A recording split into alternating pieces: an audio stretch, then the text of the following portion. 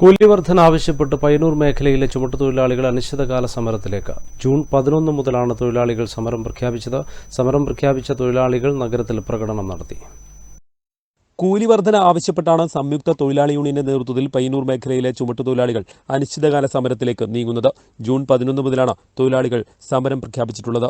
3 വർഷം മുൻപ് നിലവിൽ വന്ന കൂലി തന്നെയാണ് ഇപ്പോഴും പയ്യന്നൂർ മേഖലയിൽ തൊഴിലാളികൾക്കുള്ളത്. ഇത് വർദ്ധിപ്പിക്കണമെന്നാണ് തൊഴിലാളികളുടെ ആവശ്യം.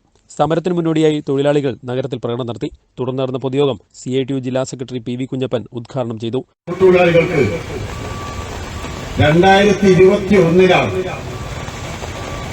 നേരിയ തോതിലുള്ള കൂലി വർധനവ് അനുവദിച്ചു തന്നത്.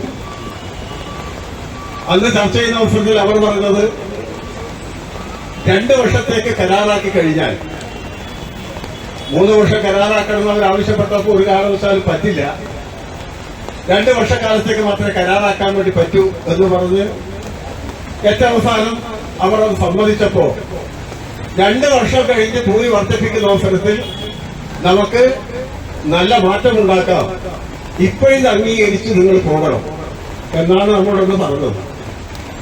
നമ്മളത് അംഗീകരിച്ചു. സ്വാഭാവികമായിട്ടും സ്ഥാപനം നിലനിൽക്കണം, തൊഴിലാളികളും നിലനിൽക്കണം എന്നതിനെ അടിസ്ഥാനപ്പെടുത്തിയിട്ടാണ് വ്യാപാരി സംഘടനയുടെ നേതാക്കന്മാരൊക്കെ പറഞ്ഞപ്പോൾ യൂണിയൻ നേതാക്കന്മാർ അത് അംഗീകരിക്കാൻ നിർബന്ധിക്കപ്പെട്ടത് എന്നതാണ്.